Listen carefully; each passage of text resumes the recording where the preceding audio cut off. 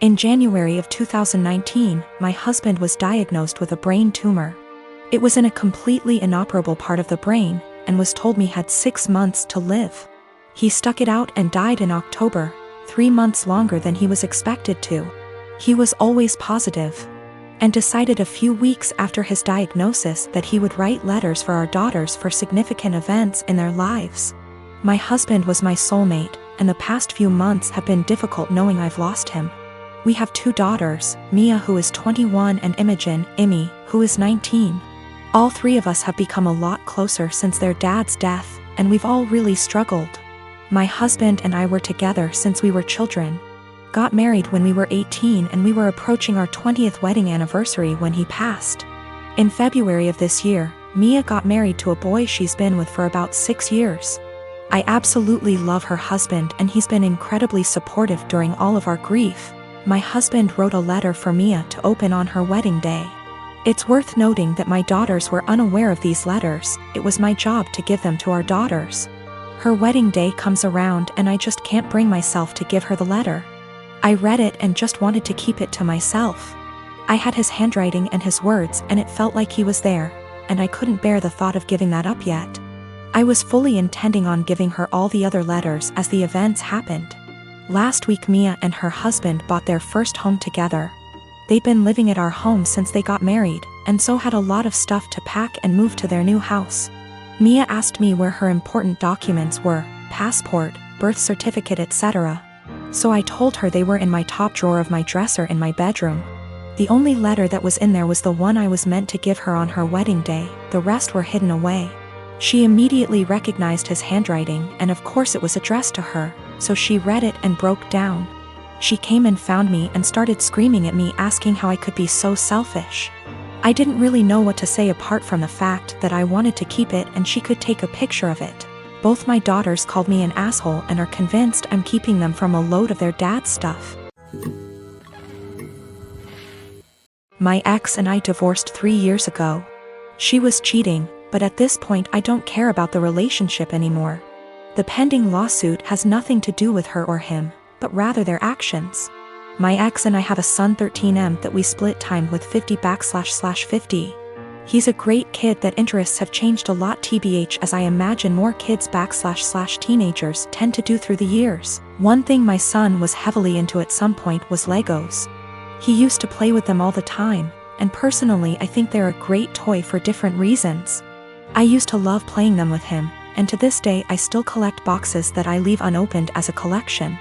Well, when my ex and I divorced, she got with someone who loved Legos more, I guess. From what I know, he loves making creations and building the sets in. I don't care. Seems cool. He does one thing I think is very, very weird. He uses crazy glue so the sets can't break or pieces can't be lost. It seems so weird to me. The issue is, I was out of town for all of 3 days last week for medical reasons, and my son wanted to get his PS4 so he could play it at his mom's. This isn't out of the ordinary at all, and he has a key, so he let me know he would be stopping over for it. I told him to have fun when I saw him on the entry camera. My wife's husband was with him, which was a no-no. I told him via speaker to not go in and to wait on the porch. He flinched but walked in anyway. I sent my ex a text telling her to call him and tell him he's 1 minute away from a cop call. He left my home with a bag in hand, which I didn't think much of because my son had his games too. Well, my son texted me later that evening and said he didn't know it at the time, but he's pretty sure SD took some of my sets. These are all old sets and 2 are worth big money. When I got home I confirmed the missing sets and called my ex. She had no idea, but he admired he took them, but it was so son could have the sets to complete his collection. My son doesn't even like Legos anymore and told his mom he wouldn't steal from me. My wife asked how much it would cost to replace them, and unfortunately it's more than their savings. Actually, it would take their house down payment plus more. I told them if they didn't pay in 2 weeks I was suing and pressing charges. The price in the sets makes it a felony. My ex and her husband are saving for a house which would give my son more space when he's there. But those sets were going to help pay for his education someday or a home of his own. I filed the police report and have talked to a lawyer, and we're moving forward with the suit. Everyone is calling me a joke because they are just toys, but I don't get it. They are worth real money. I'm not rich, guys. I needed those to help with my son's future, but again, taking this money does deny my son things at his mom's house. So I live in a flat with 3 other people: childhood best friend, a guy from my uni course, and his cousin. For the most part we get along really well and rarely have disagreements. However, this has been a real point of contention lately. About 6 months ago I began a relationship with a guy I've known for a couple of years. I know it's still a fairly new relationship, but I really like him. He makes me really happy and we're pretty serious about each other. Up until recently, he would come visit me at my flat 3 to 4 times a week. This was mostly due to the fact that I have chronic fatigue and going on proper dates can be really challenging for me. Instead of going out to dinner or a film or whatever, we'd just chill in my room or the living room, watch TV and get takeout or cook together. I didn't really consult anyone about this, Bex to say. All the other flatmates have their partners over as often if not more so, and B, he rarely spends the night and usually leaves before 10 p.m. because of his work schedule. So the issue, 2 weeks ago, comes to me and tells me that I need to stop having my boyfriend over because it's starting to get annoying. I asked her why and she said it's irritating to have someone who doesn't live there skulking around all the time. I pointed out that her boyfriend sleeps over 3 nights a week and thus is here more often than mine, and she claimed that was different because they've been together for 11 years and are moving in together once her lease is up. She said she's discussed it with the other flatmates and they've all agreed he needs to stop coming over or he has to chip into the rent, because it's getting ridiculous. Note, nobody else's partner chips in on the rent. I confirmed with the other 2 that yes, this is an agreement they've made. Though my best friend said basically made her agree by threatening to cut off the Wi-Fi and utilities, which are in her name, if she didn't. I asked if this rule applies to everyone, but apparently it's just me. I pointed out that it's unfair and was basically told to deal with it.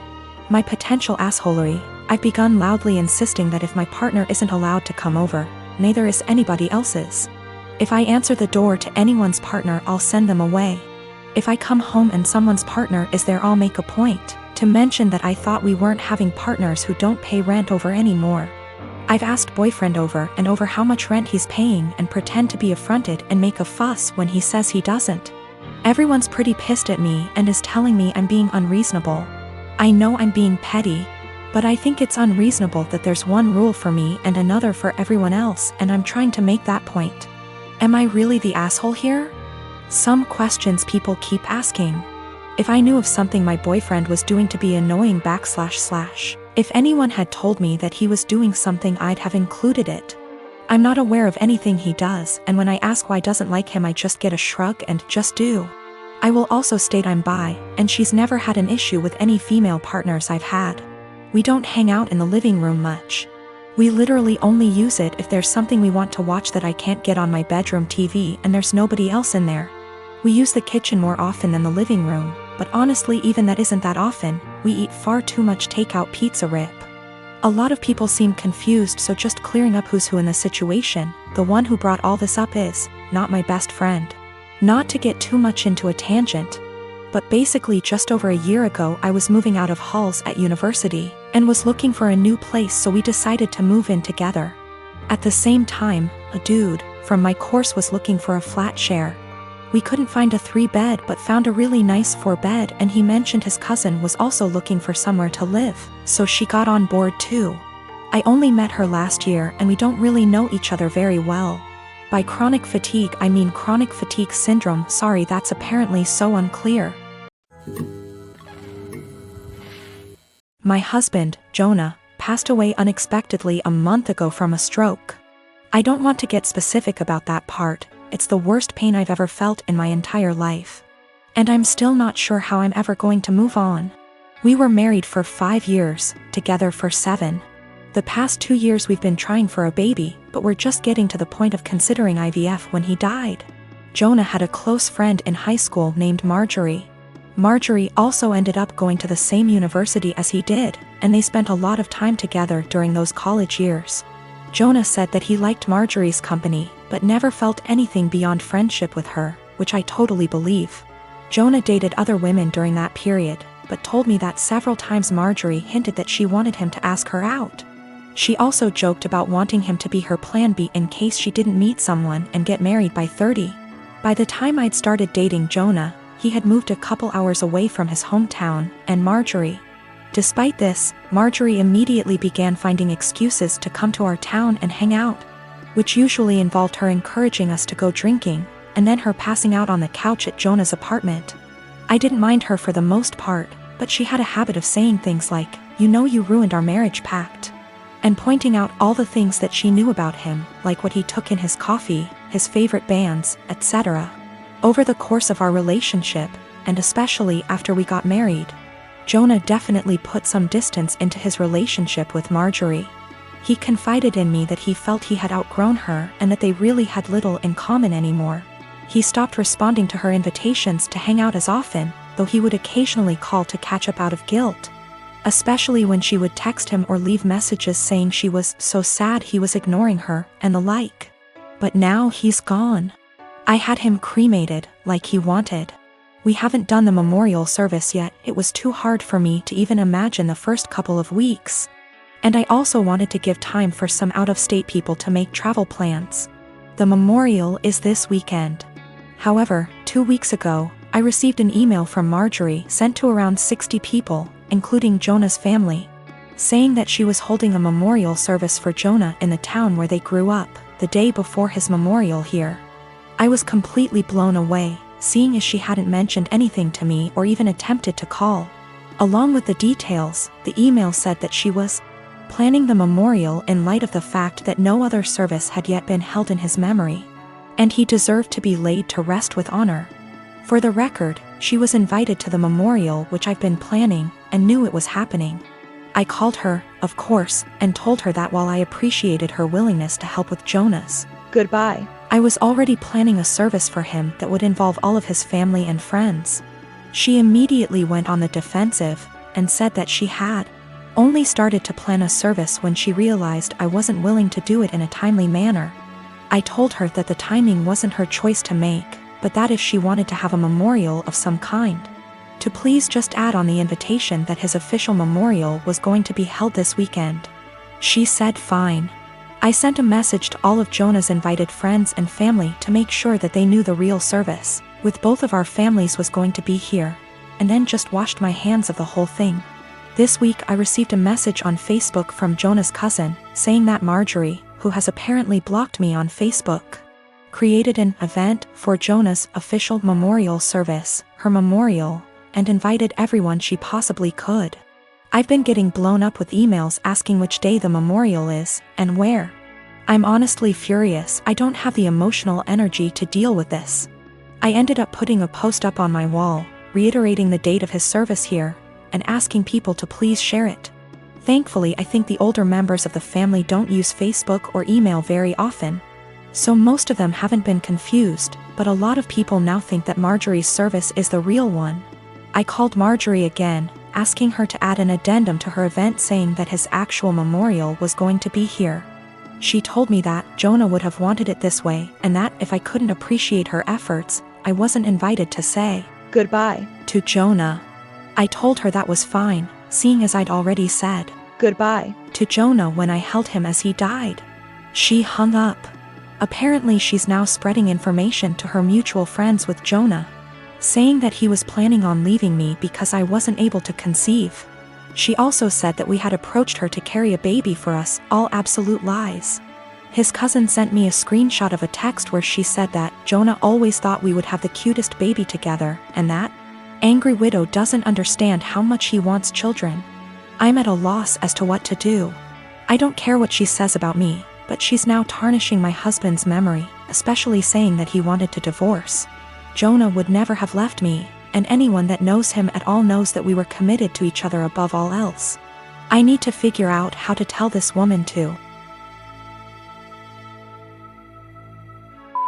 off without encouraging her to spread more lies. And I also want to just forget the whole thing and crawl in bed and never get up again.